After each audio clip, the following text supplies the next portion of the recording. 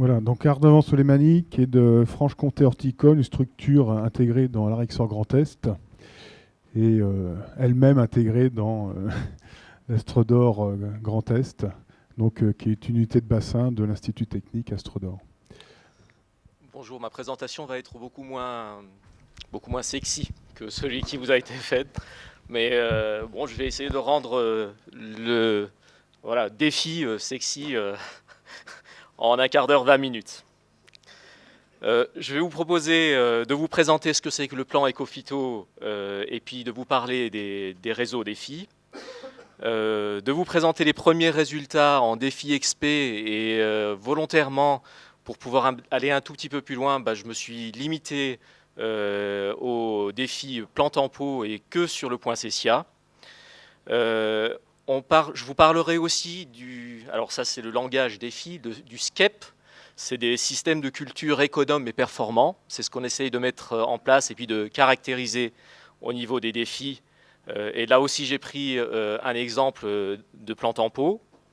Je vous parlerai très rapidement des transferts, des applications et des adaptations des systèmes innovants dans les entreprises. Et puis, ce qui est encore le plus intéressant, ce sont les perspectives qu'on va avoir sur 2014 et puis jusqu'en 2018. Enfin, le plus rapidement possible, ça serait le mieux. C'est de mettre en place en fait des indicateurs d'économie et de performance. Alors, quand on parle d'économie en éco-phyto, on parle d'économie de produits phytosanitaires. Hein, voilà. Et de performance, donc ce sont des performances économiques cette fois. Qu'est-ce que c'est que le plan Ecophyto et puis les réseaux défis? Le plan Ecophyto est une déclinaison de la politique européenne et d'un engagement de l'État suite au Grenelle de l'environnement de 2007. On en a parlé quelque peu cet après-midi. Son objectif est de diminuer le recours aux produits phyto tout en assurant un niveau élevé de production tant en qualité qu'en quantité. Et ces deux termes sont très importants, qualité et quantité. C'est aussi de mettre en place un réseau d'acquisition de références et de démonstration et d'expérimentation. C'est ce réseau-là qu'on appelle le réseau défi.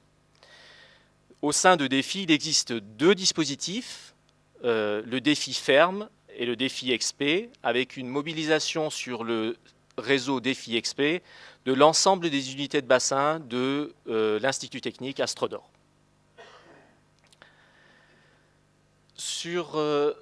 Sur la carte de France, je vous ai représenté, donc vous voyez les points verts, ce sont les dispositifs fermes. Donc en gros, ce sont à chaque fois des systèmes de culture que vous voyez. Donc il y en a une quarantaine de points en France. Les triangles rouges, ce sont les dispositifs XP. Et donc en fait, ce sont les stations de l'Institut technique qui travaillent les itinéraires de production. Et puis par opposition, juste pour vous montrer en gros quel poids on représente par rapport à l'agriculture, et dans ce dispositif, je vous ai mis tout le reste de l'agriculture, donc 1900 systèmes de culture. Donc ça englobe évidemment toute l'agriculture, les semences, enfin bref, les polycultures élevage, etc. Donc là-dessus, nous, on n'en a que 40. Hein. Et puis, en site expérimental, il y en a 170 en France. Donc, je vous ai dit, chez nous, c'est les 6 unités de bassin. Donc voilà, c'était juste pour vous faire un petit la balance entre les deux. Le défi XP, ça consiste en quoi? C'est une expérimentation multisite de nouveaux itinéraires techniques de production. Cette expérimentation se porte sur les plantes en pot, sur la pépinière et sur de la fleur coupée.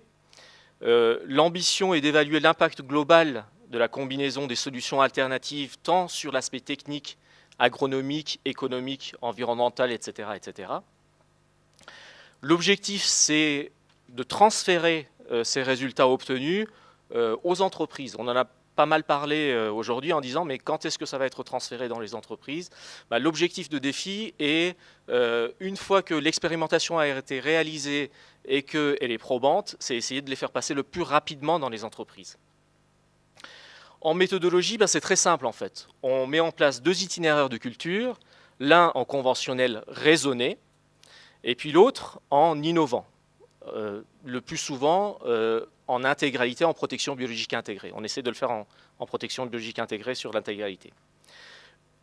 Tout de suite, une différence, et elle est de taille, entre le système réseau DEFI et ferme et le système réseau DEFI XP. Je le dis tout de suite pour que vous ne soyez pas surpris. En XP, c'est une culture qu'on va regarder. Je vous ai parlé tout à l'heure de poinsettia. Alors qu'en DEFI ferme, c'est l'ensemble d'un système de culture qu'on va regarder, c'est-à-dire la rotation sur une serre sur une année complète. Voilà, c'est juste le distinguo qu'il faut faire au départ pour que vous ne soyez pas surpris des chiffres que je vais vous annoncer par la suite. L'exemple que je vais développer, c'est le GIE Fleurs et Plantes du Sud-Ouest qui nous le donne, et c'est très chaud finalement. C'est la campagne Poinsettia 2013, donc qui vient de se terminer là. Le protocole qui est suivi, c'est quoi? C'est un rempotage en semaine 30. Ce protocole-là, il est suivi par 3 autres ou 4 autres stations d'expérimentation qui font exactement le même protocole. Ils sont mis en place en même temps, mais là, ce n'est que les résultats du GIE Fleurs et Plantes du Sud-Ouest que je vous présente, pour ne pas alourdir la présentation. Le rempotage est fait en semaine 30, fin juillet, sur des pots de diamètre 14. On utilise le même substrat pour l'ensemble des stations. On utilise le même engrais osmocote à 6 mois à 2 grammes par litre. La variété, c'est la même, c'est Bella Italia Red de chez Dumaine. Un pincement 10 à 15 jours après le rempotage. Et puis, on éclaire entre le 15 septembre et le 15 octobre ces plantes. 2 distançages à 13 plantes au mètre carré en septembre et puis à 7 plantes au mètre carré en octobre. Voilà le protocole d'essai. Évidemment, pour arriver à les vendre en semaine 50, ces plantes-là. Ce protocole est identique, je vous l'ai dit, sur l'ensemble des stations. Ce sont des tables de culture de 7,6 mètres carrés en subrigation. On a un chauffage basse température sur ces tablettes et puis un chauffage haute température par aérotherme. Le protocole conventionnel, c'est quoi? C'est 2 applications de Bonzi à 2 et 3 ml par litre. Les consignes de chauffage de 16 degrés la nuit et 20 degrés le jour, et puis le contrôle des ravageurs par lutte chimique.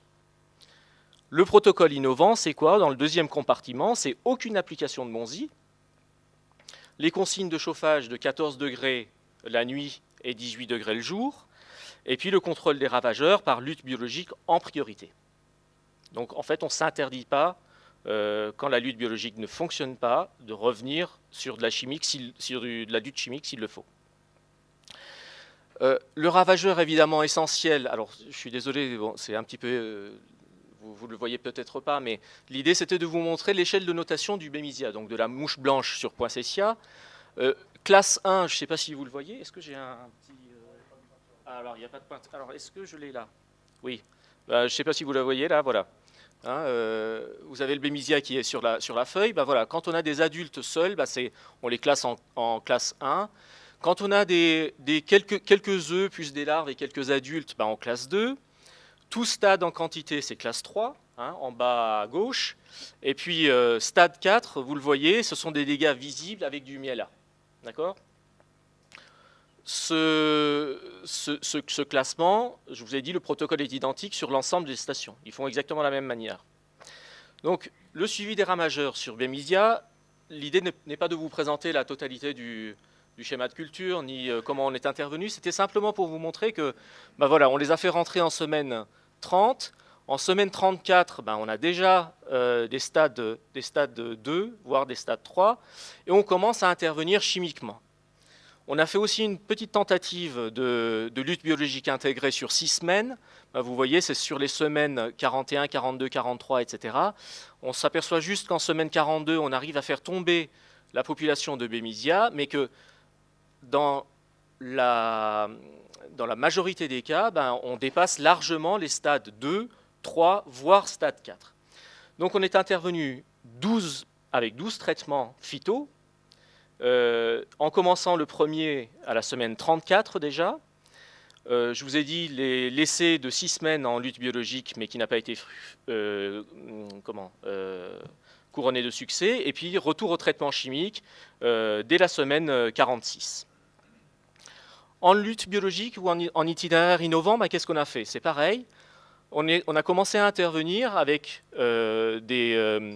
des Amblysioeus swerski, etc. Donc, vous voyez, toutes les 2 semaines, voire toutes les 3 semaines, ce qui nous donne en tout 9 apports d'auxiliaires.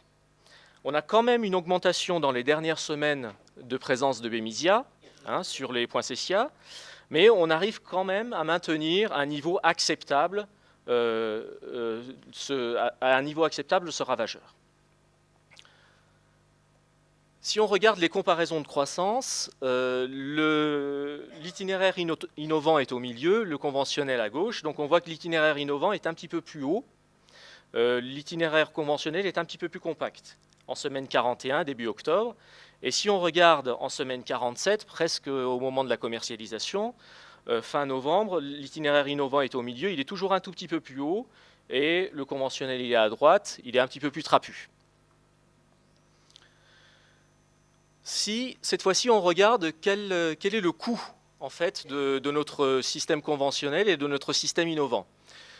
Là on vous a juste repéré tous les produits qu'on a utilisés avec les doses homologuées, le prix du produit, le temps qu'on a mis à la préparation, etc., etc. Et tout ça ramené en fait à 1000 mètres carrés, on arrive en chimique à 1837 €, avec le temps de main d'œuvre, etc. Et quand on regarde en système innovant, on a utilisé des encarcias, on a utilisé une seule fois le conserve, etc. Donc on arrive à 1431,90 €. Il me semble que c'est à peu près 25% d'écart entre les deux. Et tout ça pour un résultat que vous verrez par la suite, qui en chimique reste quand même assez décevant. Si on regarde maintenant les IFT, c'est ce qu'on appelle les indices de fréquence de traitement. Je ne sais pas si tout le monde est habitué à ce langage-là. Pour vous dire comment on calcule les IFT, je vais vous montrer par exemple sur le Bonzi. Le Bonzi est homologué à 2 grammes par litre. Si on l'utilise à 2 grammes par litre et sur la totalité de la surface, on a 1 point d'IFT. Si on utilise le Bonzi, la ligne 2, qui est toujours homologuée à 2 grammes par litre, mais on l'utilise à 3 grammes par litre sur la totalité de la surface, on a 1,5 points d'IFT. Et puis, si on utilise par exemple le flagship, qui est donné à 5 grammes par litre, mais si on l'utilise à 10 grammes par litre, mais que sur 35%, donc on est déjà fois 35%, on arrive à 0,7. Donc ainsi, on arrive à 14,3 points d'IFT pour l'itinéraire conventionnel, et en innovant, finalement, on n'utilise que conserve, donc 1 point d'IFT. D'accord ? Tout ça, c'est intéressant, mais si on ramène tout ça au chiffre d'affaires, en gros, pour voir qu'est-ce que ça donne, si on regarde le coût conventionnel, le coût innovant, et puis à la commercialisation. Donc, rempotage, fourniture, énergie, vous vous rappelez, sur l'itinéraire conventionnel, on chauffait un petit peu les plantes. On retrouve 6 324,85 € pour un coût innovant de 5 824 €. Le reste étant identique, les observations, la protection des plantes change, c'est 1431 d'un côté et puis 1837. Donc, en coût de production charge opérationnelle, on est à 8 000 € sur l'aspect conventionnel et on est à 7 368 € sur l'itinéraire innovant. Par contre, si on ramène cette fois-ci la marge opérationnelle, c'est-à-dire que on met de côté toutes les plantes qui ne sont pas commercialisables dans l'itinéraire conventionnel et toutes les plantes qui ne sont pas commercialisables dans l'itinéraire innovant et qu'on le ramène cette fois-ci au nombre de pots, la marge opérationnelle qui est dégagée pour l'itinéraire conventionnel, c'est de 8 000 €, 8 400 €, et la marge opérationnelle pour l'itinéraire innovant est de 14 681 €.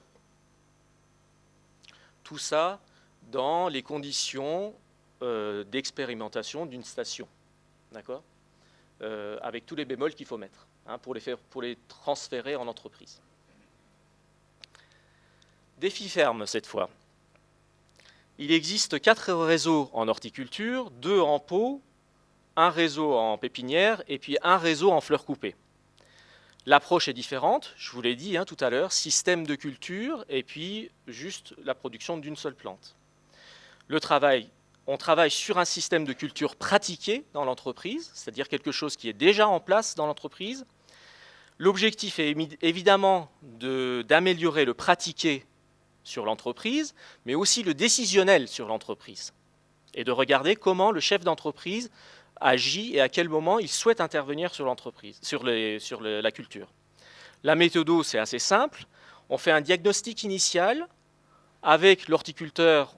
L'ingénieur réseau prévoit un projet qu'il va essayer de tenir sur toute l'année. On regarde le trajectoire.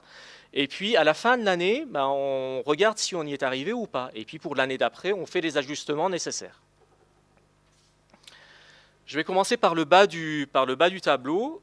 C'est ce que je viens de vous décrire. Un diagnostic initial, un projet, on le met en œuvre, et puis on vient réajuster année après année. Et puis, si c'est concluant, on fait des démonstrations et de la communication au sein du réseau, au sein du réseau ferme qui regroupe en gros une dizaine d'entreprises. Concernant le haut du tableau, en fait, on a un système candidat. Dans le réseau défi, on regarde quoi d'abord? On regarde si ce système-là est d'abord économe, et économe en phyto. S'il n'est pas économe en phyto, on essaye de le faire évoluer tout de suite. S'il est économe en phyto, on regarde s'il est performant, cette fois-ci, économiquement. S'il est performant, on va communiquer tout de suite sur ce système-là en disant on a un système qui est économe en phyto et performant économiquement. Donc autant le montrer aux autres horticulteurs et à la filière. S'il n'est pas performant, on va revenir à notre évolution de système, suivi de trajectoire d'évolution, etc., etc. Et une fois qu'on est arrivé à un bon résultat, on va commencer à communiquer comme on le fait en haut. Ce repérage des systèmes de culture économes et performants a été initié en 2013 sur l'ensemble des filières agricoles. Alors, tous les points que vous voyez là, c'est les grandes cultures, polyculture, élevage, viticulture, arboriculture, culture tropicale. Et je vous rappelle, on n'a que 4 réseaux en horticulture et on a essayé de mettre en avant un système de culture plus particulièrement économe et je vais mettre entre guillemets performant. Parce qu'on verra que des indicateurs de performance, cette fois-ci en entreprise horticole, on n'en a pas beaucoup.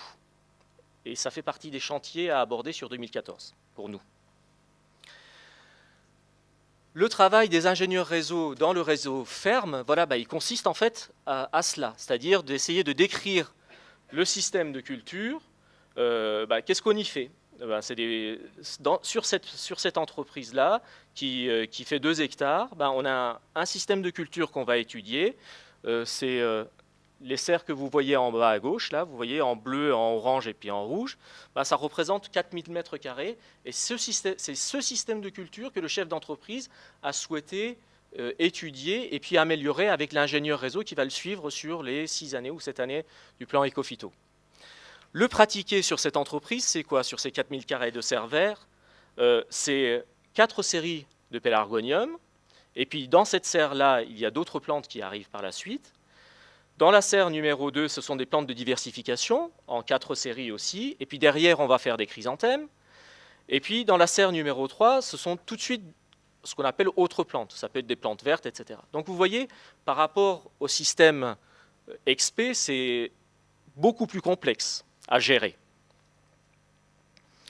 Si on regarde cette fois-ci les traits du système de culture, là on va décrire les rotations, les stratégies principales qu'utilise le chef d'entreprise, la protection des adventices ce qu'il met en place, et puis après on va décrire le pélargonium, les plantes de diversification, chrysanthèmes, je vous ai dit il y avait des agrumes, des plantes vertes, des dipladénias, et puis à chaque fois on va regarder ce qu'on met en place. Par exemple sur pélargonium, on est en protection raisonnée, PBI plus lutte chimique ponctuelle, sur 4000 m². Si on regarde les IFT totales du système de culture, on se retrouve à 37,5 en bas, sur ces 4000 m². L'objectif de l'ingénieur réseau étant de faire évoluer évidemment l'entreprise vers des IFT plus faibles. Deuxième outil dont il dispose, c'est le décisionnel. Et le décisionnel, en fait, on va faire parler le chef d'entreprise. Et puis on va lui demander qu'est-ce qu'il attend en fait. Les résultats attendus pour l'agriculteur, c'est quoi? Sur son pélargonium, c'est une plante saine, compacte et fleurie. Est-ce que, par exemple, sur le décisionnel maladie, les objectifs agronomiques qu'il se fixe, on s'aperçoit qu'il dit tolérance 0 symptôme. En agriculture, c'est un petit peu différent. Il y a le système, ce qu'on appelle DDoP, dégâts, dommages, pertes. En agriculture, on peut se permettre d'avoir quelques dégâts, avoir quelques dommages et peut-être pas de pertes si l'agriculture n'en vaut pas. En horticulture, c'est déjà les premiers dégâts sont déjà des pertes financières pour l'horticulteur. Donc, un décisionnel ravageur et puis un décisionnel gestion de croissance, etc. Donc là, on le fait décrire au chef d'entreprise et on vient le représenter sur ce qu'on appelle un schéma arête de poisson.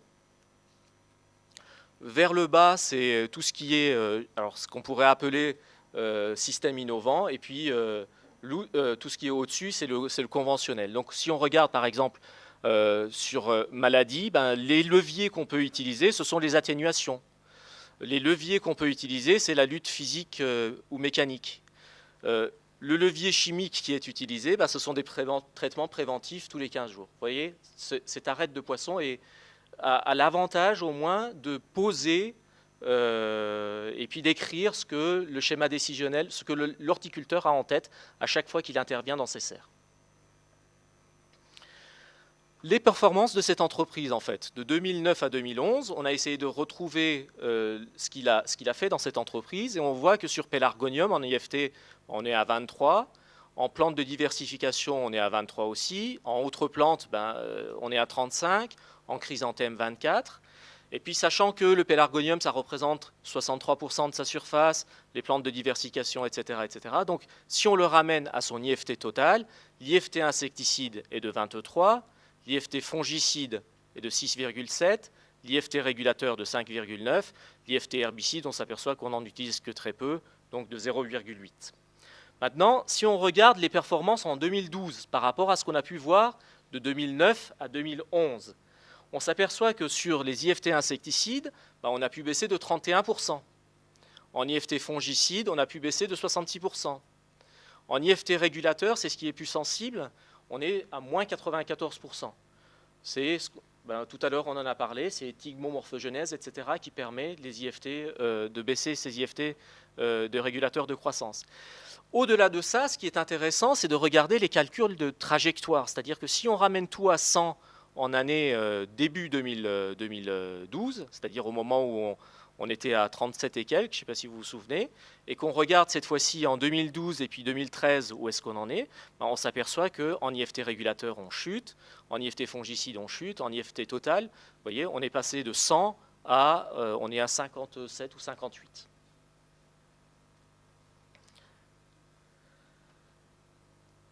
Ça, c'était la partie toute la partie qui est, je dirais, la plus facile à traiter sur l'entreprise. Est-ce que l'entreprise est économe du point de vue phytosanitaire?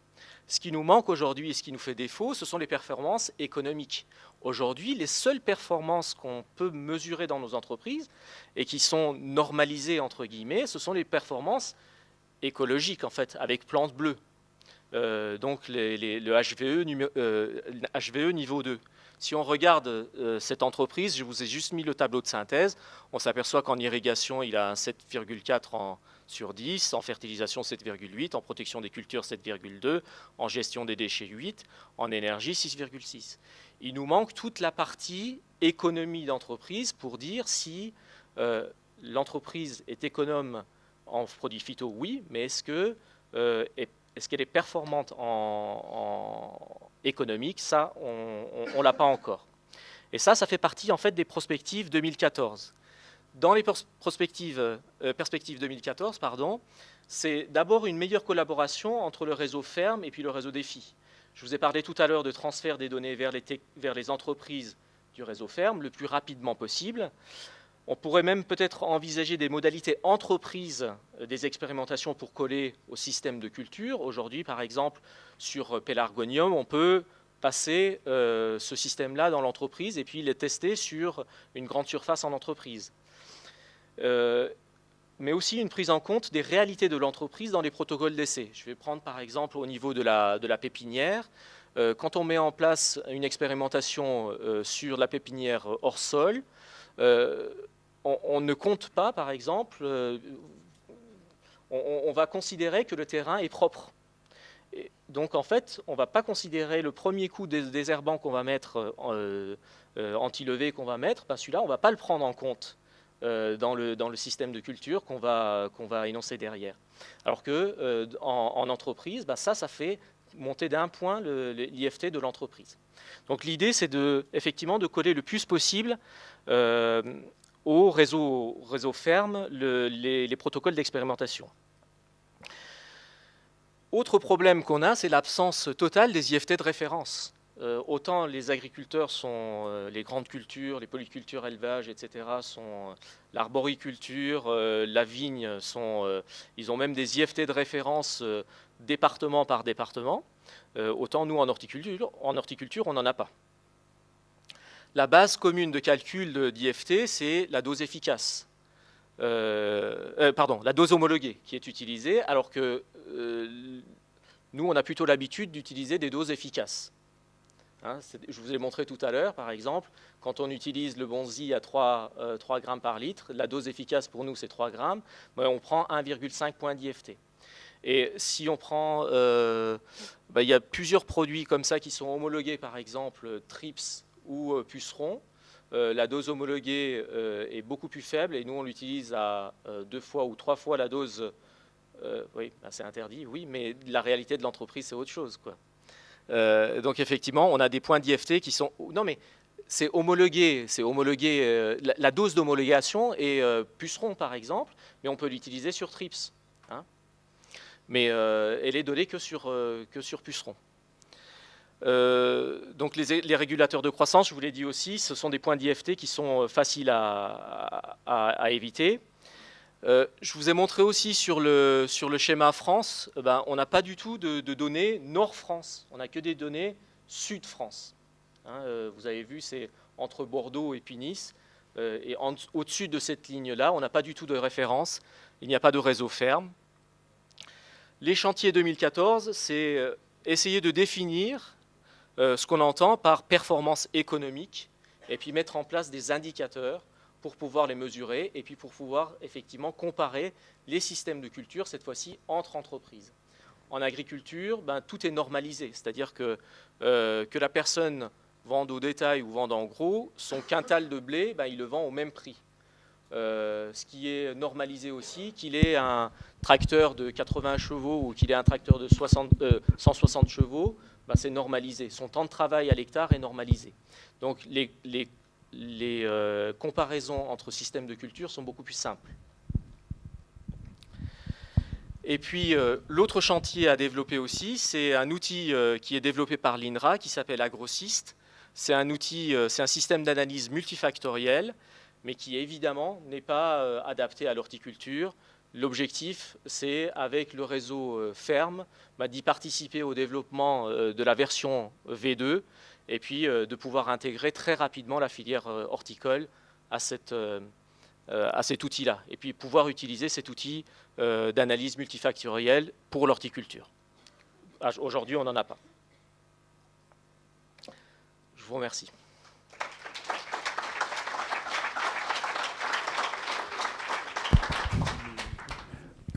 Bon, c'était moins sexy, effectivement. Oui, T'aurais pu retirer la chemise, mais je crois...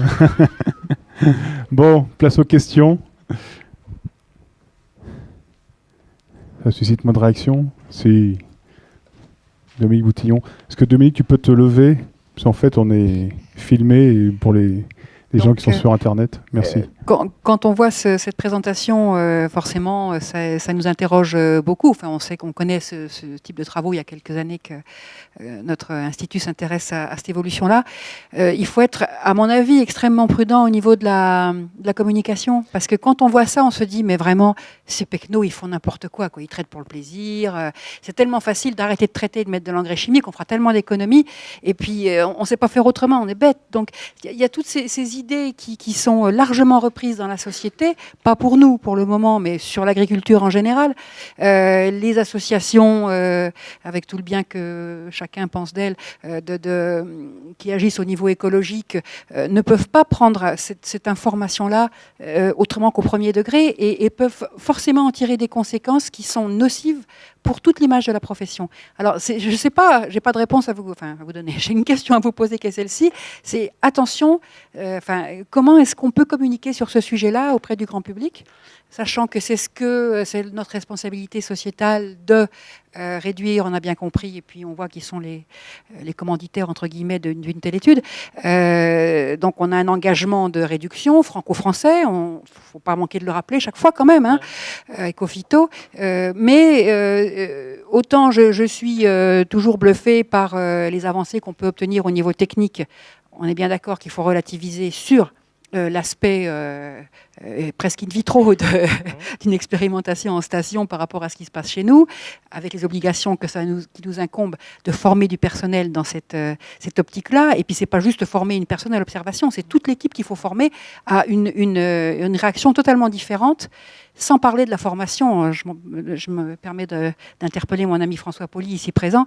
Quand est-ce qu'on va arriver à dire à nos clients que des plantes qui présentent un taux d'infestation d'aleurode niveau, on a dit niveau d'en bas, là, les bleus clairs et les bleus moyens, c'est-à-dire qu'il y a quelques larves, voire quelques adultes, jusqu'où on peut aller vis-à-vis du consommateur et vis-à-vis de nos interlocuteurs de la distrie pour qu'ils acceptent des chrysanthèmes qui ont de la rouille, des plantes avec un seuil d'infestation. Mais là, ce jour-là, on va faire des progrès sur la consommation des produits phyto. Alors, je vais juste vous répondre sur les guillemets qu'il faut mettre quand on utilise ce genre de présentation et de résultats et puis qu'on veut communiquer dessus. Et puis je laisserai peut-être à la grande distribution spécialisée pour répondre. La présence de l'Institut au sein de la cellule d'animation nationale d'Ecophyto, on est vraiment là pour ça. On est vraiment là pour ça, pour dire que on peut communiquer dessus, on va communiquer dessus, mais il faut mettre les... Alors, c'est pas 2 guillemets, c'est pas 3 guillemets, mais c'est des guillemets, des accolades, et puis voilà, qu'il faut mettre autour. Ce n'est pas... Là, je vous ai montré un SCEP, ce qu'on appelle un système de culture économe et performant, mais ce n'est en aucun cas une recette que je vous montre. C'est juste un exemple qu'on vous montre, mais ce n'est pas forcément un exemple à suivre. Je vous ai dit, Nord-France, on n'a pas du tout d'exemple. Donc ça convient dans les conditions climatiques du sud-ouest de la France pour cette entreprise-là, etc. Mais on peut, quand quelque chose marche, on peut quand même le donner à voir, hein, même s'il ne faut pas tout appliquer, et puis même si on ne doit pas tout appliquer, mais donner à voir n'est quand même pas une mauvaise chose, je pense. Je laisserai à... Est-ce que finalement on pourra vous amener des chrysanthèmes rouillés ?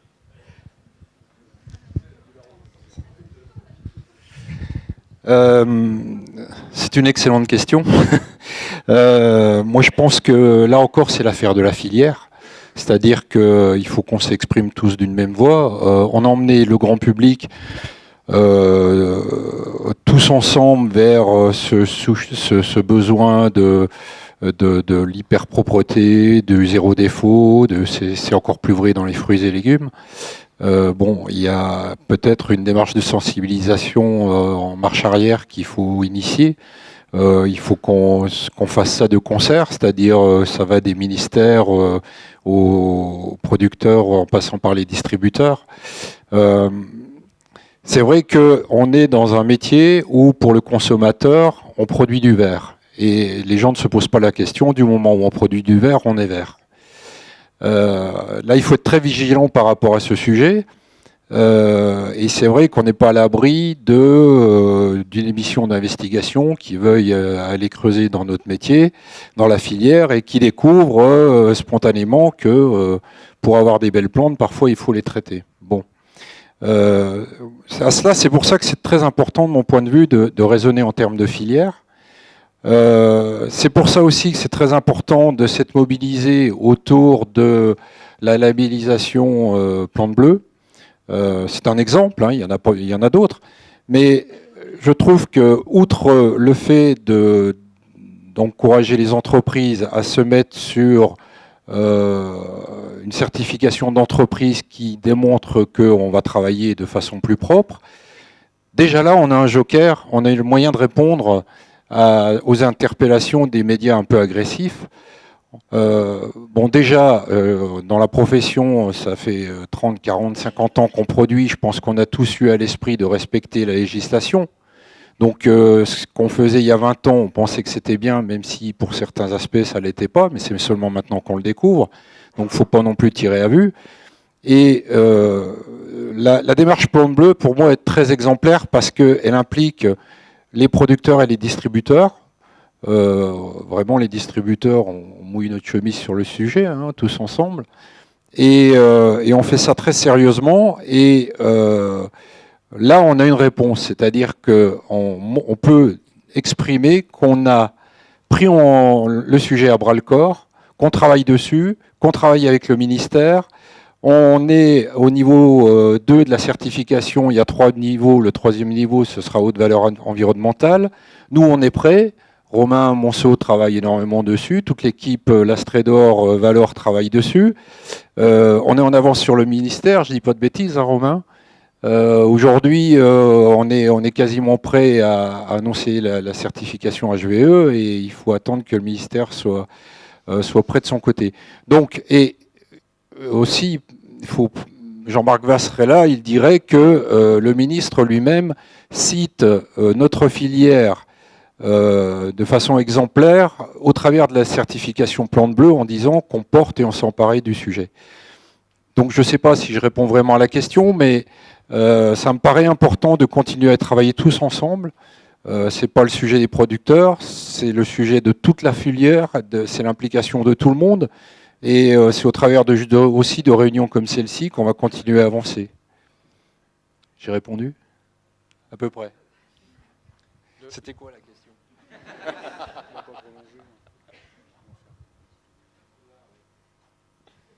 Non mais